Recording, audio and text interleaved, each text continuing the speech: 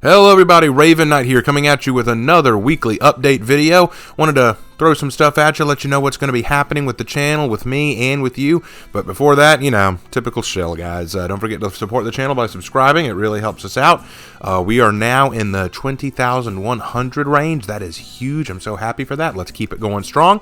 Also, don't forget to comment down below. I always do read the comments, even if I don't always respond. And don't forget to leave a like. The likes really help me out, and it keeps YouTube knowing that I am alive, well, and kicking. You know, we're going to keep this channel going as long as we possibly can.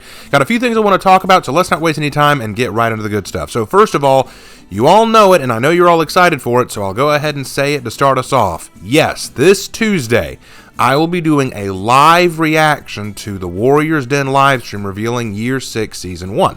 Now, I already did a live reaction to the teaser trailer where we saw a lot of stuff that they're talking about, but I want to still do a live response to the Warriors Den where they would go into more detail about what's coming, about the story, about what they're doing with this cross-play thing that they've been talking about. Yeah, that's huge. That's what everyone's talking about right now.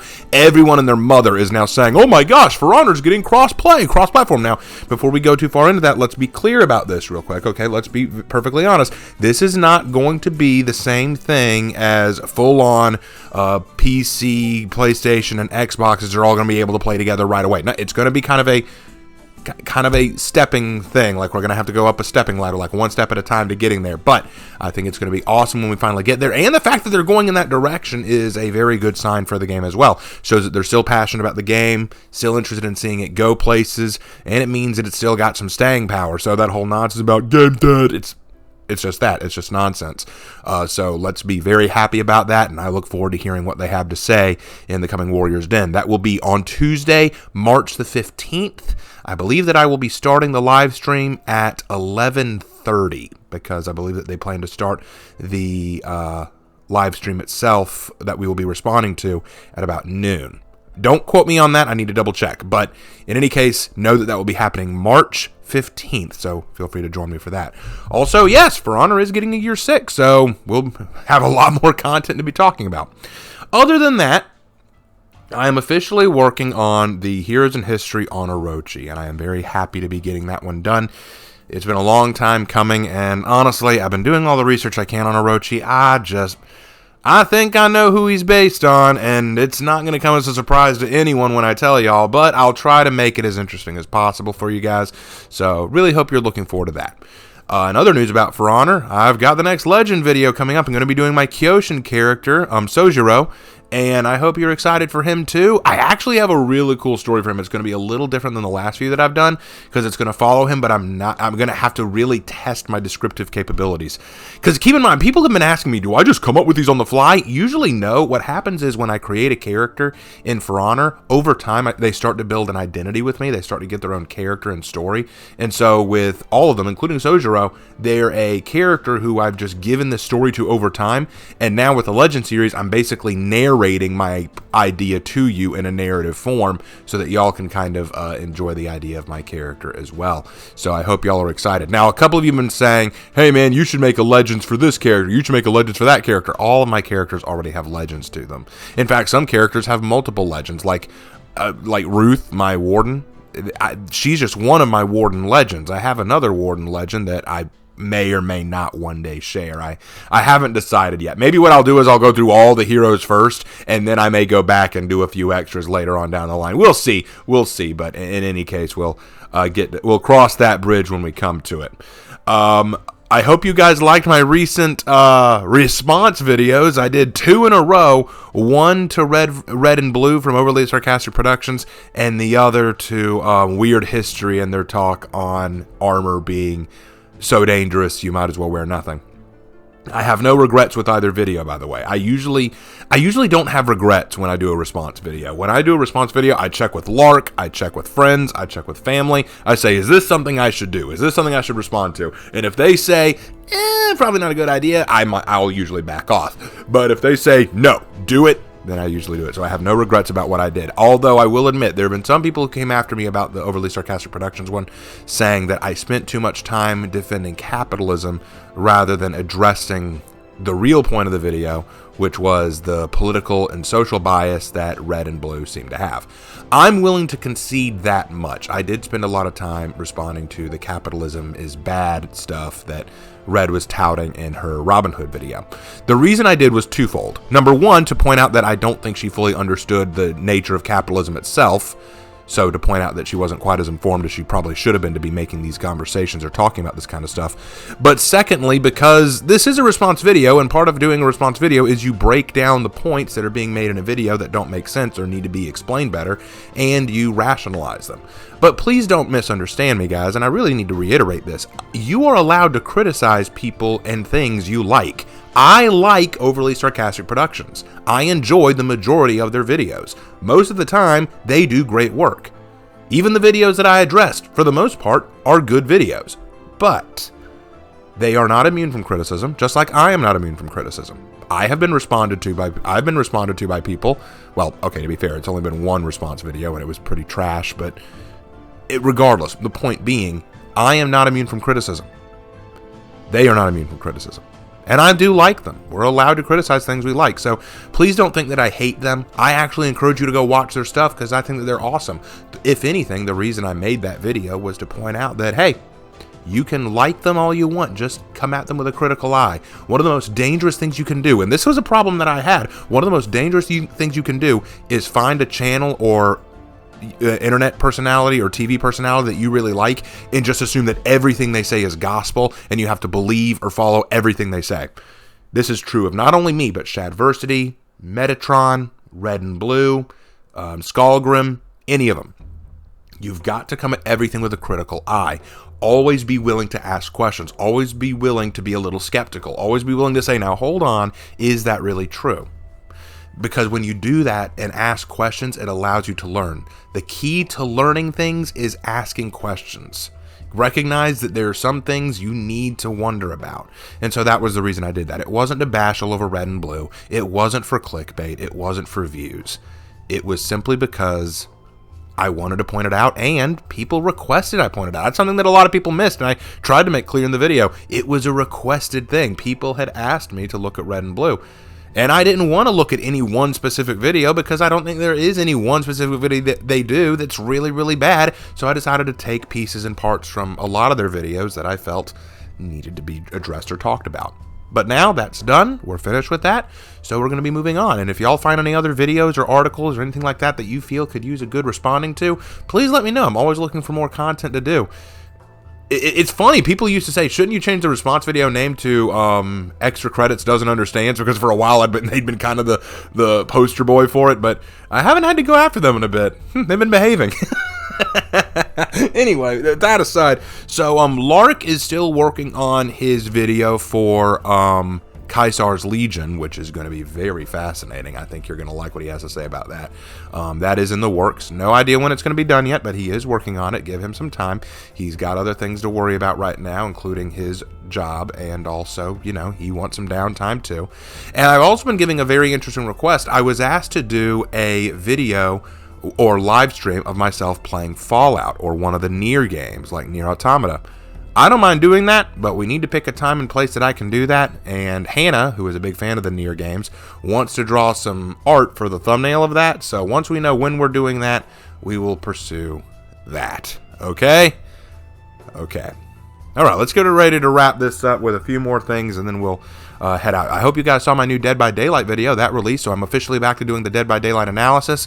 We just did the Hillbilly, so next we got to do a Survivor, and I think the next Survivor is Jake Park, so I'll be doing my research on him and getting ready to release that.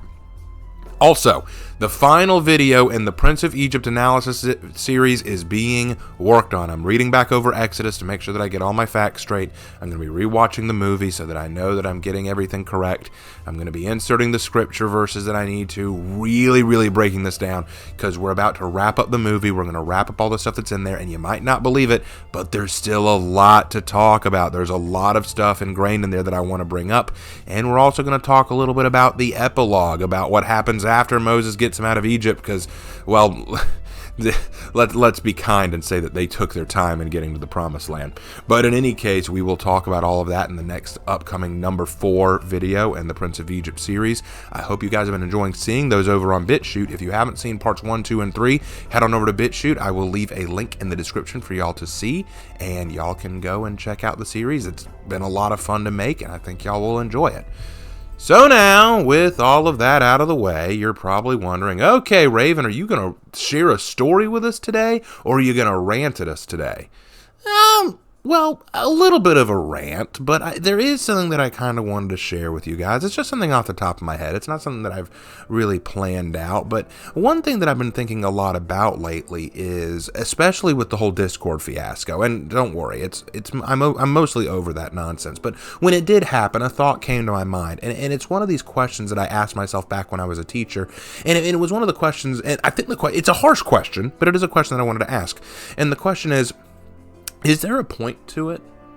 Is there a point to teaching? Is there a point to the education? Is there a point to studying history? I get that asked all the time. Believe it or not, I get asked that a lot. When I was a teacher, I had students ask me all the time, man, why should I learn English? Why should I learn history? None of it's going to matter. I'm going to grow up and I'm going to just go on welfare. No, I got students who said that. I'm just going to go on welfare. I don't need to know this stuff. But the thing is, if you understood history, you'd know why that's a dangerous idea. If you understood English, you'd understand the value of reading and writing and engaging with the world through the pen, But more on that in a minute. The point is, the question was raised constantly, and I had to bring this question up to myself a few times. Is there a point to teaching these things and learning them? And I'm sure some of y'all have asked that too. Why learn history? Why learn writing? A long time ago, I did a response video to Nike where they made a video about the greatest dynasty ever, which was about the women's Olympic basketball team. And I went on a bit of a tirade about why that was an awful video and why they disrespected a lot of history through it. I had one person comment on the video saying, and he claimed that he was a history teacher in training, and he argued that the idea that I raised, which was, those who do not learn from history are doomed to repeat it. He claimed that this phrase is something that history lovers will scream to justify their hobby. Let me be clear about something, and Lark said it best in his response to him. I'll quote him. The reason that line is said so often is not because it's used to defend our hobby. If you see history as just a hobby, for the love of God, don't teach it. The reason we say that line is because it's true. History repeats itself. Throughout time, throughout history, it repeats itself. But the key is, if we can learn the good qualities of our history and the bad qualities of our history, we can avoid the bad and encourage the good so that only the good repeats itself. That is the reason we study history. We study history not only because it's an interesting hobby. We study history because by learning about our past, we can better understand what to do for the future. That's why we study history. Now you might think, okay, fair enough, okay.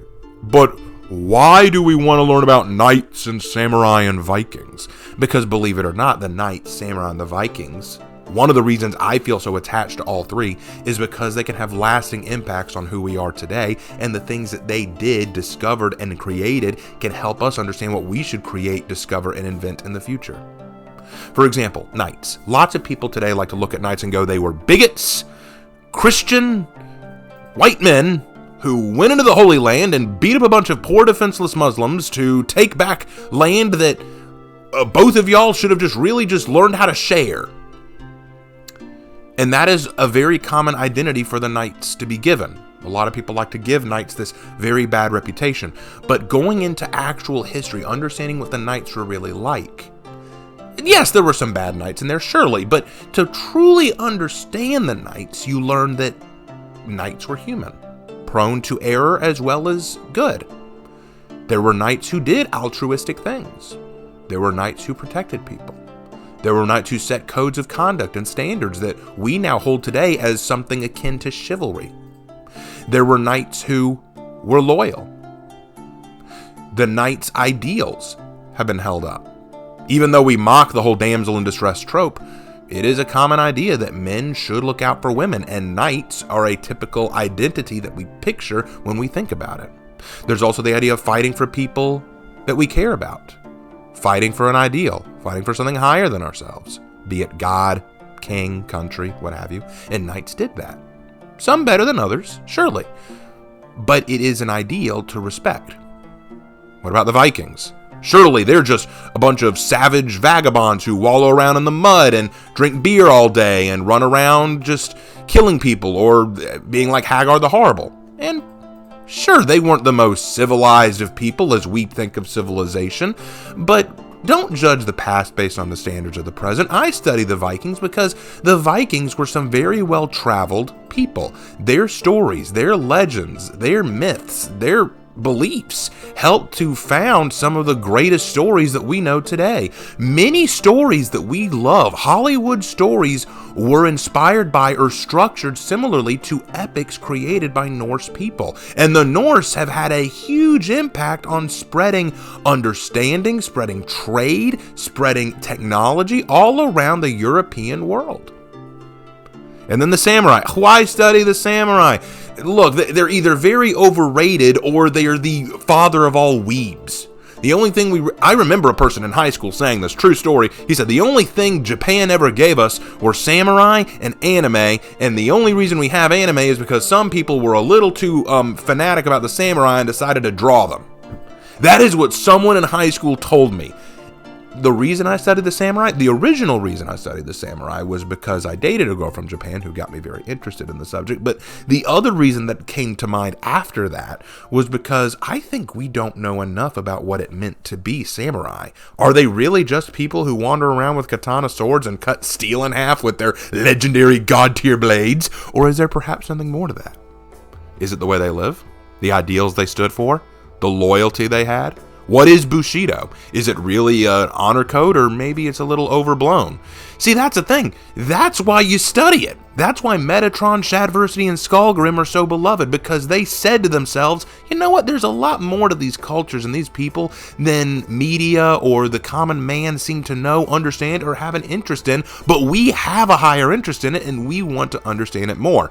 And I'm so glad that I got to have that. I'm so glad that I got to pursue that, because now I understand history and culture in a way I never did before. In fact, doing the Prince of Egypt series had me look deeper into the book of Exodus and the Bible more than I had ever done before, and I've learned more from it, even though I thought I understood it pretty well. Doesn't that teach you something? You might think to yourself, I know everything there is to know about Vikings, knights, and samurai. Okay, I got it. All right, knights, 10-plated men who walked around killing heretics. And Vikings, dudes with horned hats who wandered around and drank mead and took babes back to their huts, right? And the samurai, their blades could cut steel. They wore this really kick-ass armor, and they inspired anime.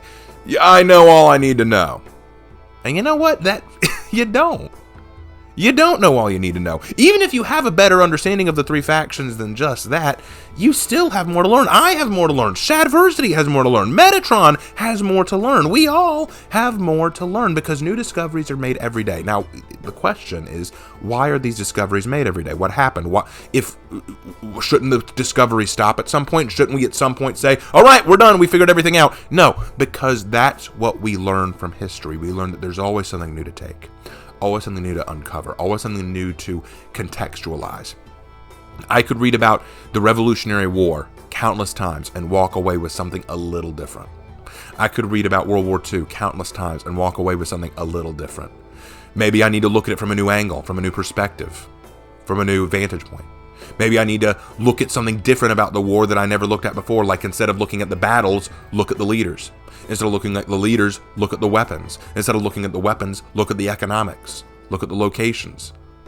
There's so much to analyze in terms of history. And it's because of that that we keep going. That's why history is so valuable. Okay, that's history, but what about literature, you might be asking yourself. Is literature so important? Of course it is. Literature is another branch of history. We write stories and text and data from way back when to help teach the future. That's why books and scrolls are so important. They carry on information to the next world and to the next generation. Children are going to read books from way back when and learn about things they never knew before, which is why I am appalled at the very idea of censorship. Why censor books? You are only going to deprive the next generation of something that they may learn from. As Dr. Clover said, Professor Clover said in One Piece, whatever history may hold, be it good or bad, mankind has a right to know about it. And that is why we read. That is why we study. That is why we write, so that we may read about the past to understand history and then write to create history for the future generations to read. That is the reason. That is why we take so much stock in it. That's why myself, Lark, and so many others have made this their passion. Sure, we do it because it's fun, and sure, we make a little bit of money off of it, but I said this near the beginning of my channel. I've said it to Lark, I've said it to my Discord group, I've said it to people all the time, and I will continue to say it. I never planned to become popular. I never intended this. I never came to YouTube and said, all right, let's do this. I'm going to make it to 20,000 subs. I'm going to make a lot of money off of this. No. I told Lark this will probably be a glorious waste of time, but if even 10 people out there could watch my videos and learn something new or get a new perspective, it was all worth it. And guess what? There are now over 20,000 people who feel like they not only have gotten something worth it from my channel, but continue to get something from it. That says something. It gives me some degree of hope in this crazy, effed up world where Discord groups can kick off their own leaders, where countries go to war with each other for reasons that are probably not that important, where government leaders are questionable in their own sanity. I'm not going to say which country, but you already know. Point being, in this world where it's hard to find anything positive, I found something positive, and it's this. There are still lots of people out there who have enough integrity, self-awareness, and desire to learn that they are willing to come to a channel like mine, a channel that, in all honesty, prides itself on being a gaming channel where the gamers aren't that great, prides itself on being a history channel where the history is sporadic, and prides itself on being a writing and literature channel where the writer himself is amateurish at best. But y'all still come back, wanting to learn and wanting to share. I've learned a lot from my community, and I've learned a lot from doing this. So this sounds a little bit ominous, doesn't it? Almost like this is my farewell letter, but it's not. I'm excited to see where else I go from here and how much we can continue to grow as a channel and as a community. I look forward to the day where I can reach 50,000 subs. That's a long way off, but I've been surprised before, and I want y'all to know that y'all have been a huge part of this. So to answer the final question, why do I study history and literature? Why should we study history and literature? Because it is the way we can better prepare for and fight for the future. As cliche and cringe as that probably sounded, it is the truth. And everything costs something, including truth. But the reward for truth is a clean conscience and an understanding of your own integrity. Got very, very idealistic right there, but I think that's the best place to end it. Thank you guys again for watching. Don't forget to continue to support the channel. Stay tuned for the live stream on Tuesday. Again, that is Tuesday, March 15th. Set the date on your calendars. I look forward to seeing y'all there. And I will see you in that and my next video. Take care.